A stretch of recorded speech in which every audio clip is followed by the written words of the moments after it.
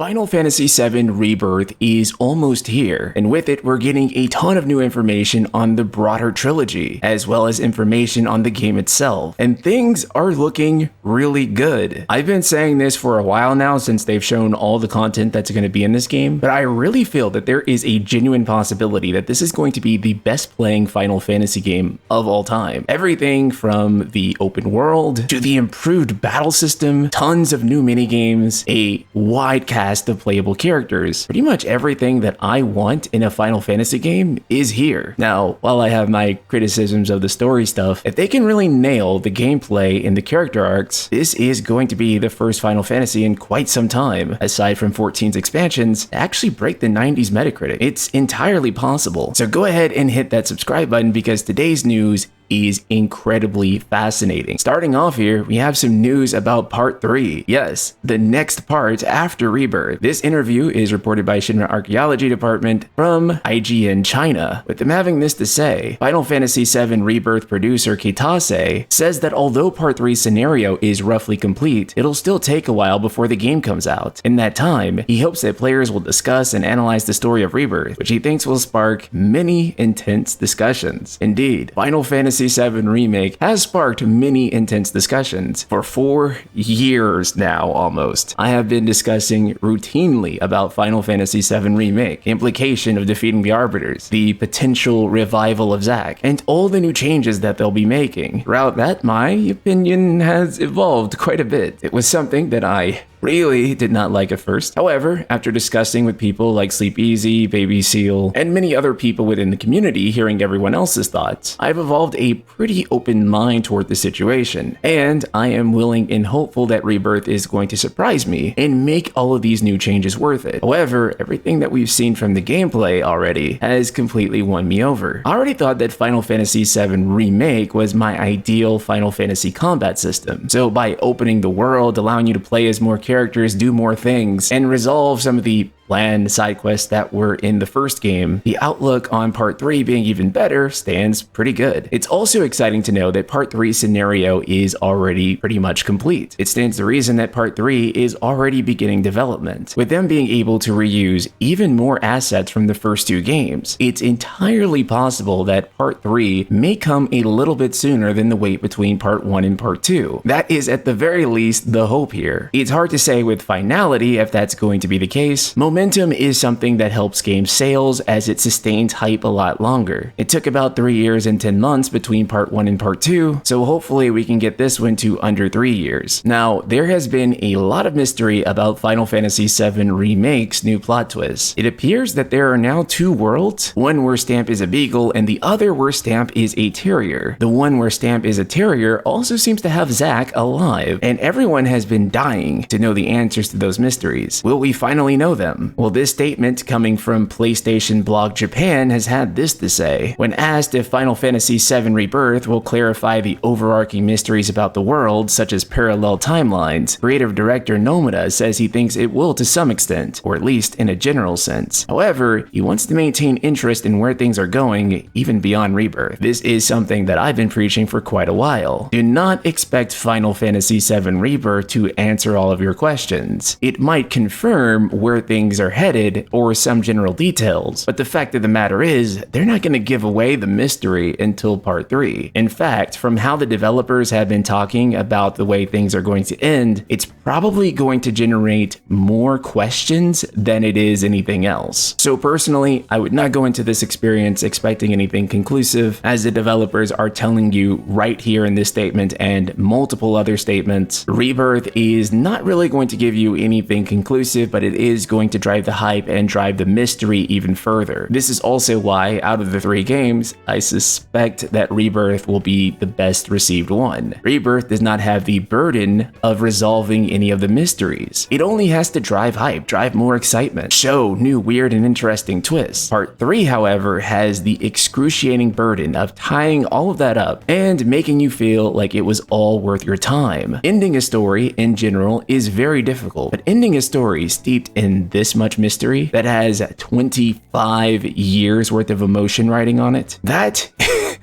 That is more than just difficult. Next, they were asked if players would have the opportunity to return to Midgar in Final Fantasy VII Rebirth. Director Naoki Hamaguchi said there is no way to. However, through utilizing the game's many transportation methods, you can catch glimpses of it. This should be fairly obvious for anyone who's played the original game, but of course, during this section of story, you can't return to Midgar. This is exactly how it should be, and there shouldn't be any surprise here. I would imagine the return to Midgar will still happen, and that will happen in Part 3. But also, well, who would want to go back to Midgar at this point? You just spent the whole game in Midgar. It would be the last location I would want to see in Final Fantasy VII Rebirth. Give me some time to distance myself from Midgar just a little bit, and then I promise you I will be more than happy to go back to it. And I'm sure they'll have a lot of interesting side quests there and a lot of other content that'll probably make for a better Midgar experience than even the first game, which I did kind of feel as though the first game's Midgar experience was a little too restrictive, and I think we should have got to explore more of Midgar, particularly on the top plate. This was one of my biggest criticisms of the first game, but I wanted more. I wanted to see the whole of Midgar. Not every single thing, as creating Midgar with 1-to-1 scale would be ridiculous, but I wanted to see some sectors and other things that we just really don't get to spend much time in. But I wanted to see the top. I wanted to see how other people were living and see things that I just completely did not see in the first game or in the original. Then we have a statement that for some of you will be very infuriating. Some of you will be very happy to read this. You guys are going to have a lot of takes about this. In fact, I'm willing to bet that the entire conversation in the comments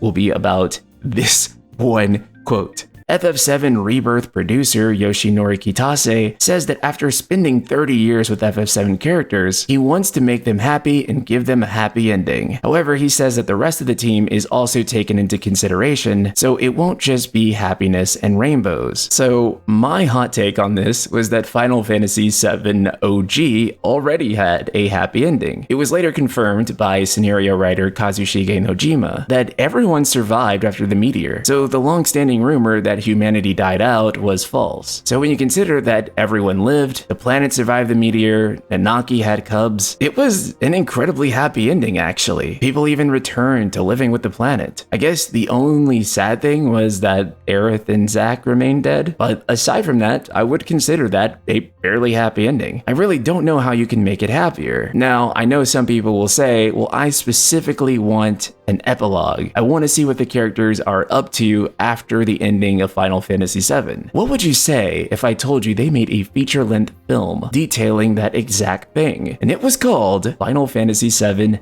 Advent Children. And yes, Cloud is depressed at the start of it, but at the end, he learns to let go and begin to heal. If Final Fantasy VII OG's ending didn't feel conclusive enough for you, I feel like Advent Children's ending definitely does. Again, I don't know how much more happy it could be, unless all of the characters' dreams come true, but I'm glad that he says that the rest of the team is also being taken into consideration. Nomura has saved this project from Kitase's interference quite a number of times. It's also funny that Kitase, the guy who originally wanted to kill the whole party, is now the guy who's like, oh, we should give them all happy endings. Everyone should be happy. It really is ironic, but maybe that's character growth on his part. With all of this being said, I'm not like pro happy ending or pro sad ending. I know a lot of Final Fantasy fans discuss that as if like they should be competing. The type of ending a story should have is one that makes the themes of the story make the most sense. It should have an appropriate, suitable ending for what the story is. With Final Fantasy VII, in its case, I think it just already had a fairly happy ending, but one that was also provocative and truly made you think. For me, Advent Children, any type of character epilogue, I didn't really need it. I think that ending almost was more powerful without it. But these are my thoughts on what's happening with Final Fantasy VII Rebirth, and I'd love to hear yours in the comments below. And if you'd like to consider supporting this channel, please check out channel members. You can find that with the join button below. And I'll see you all in the next video.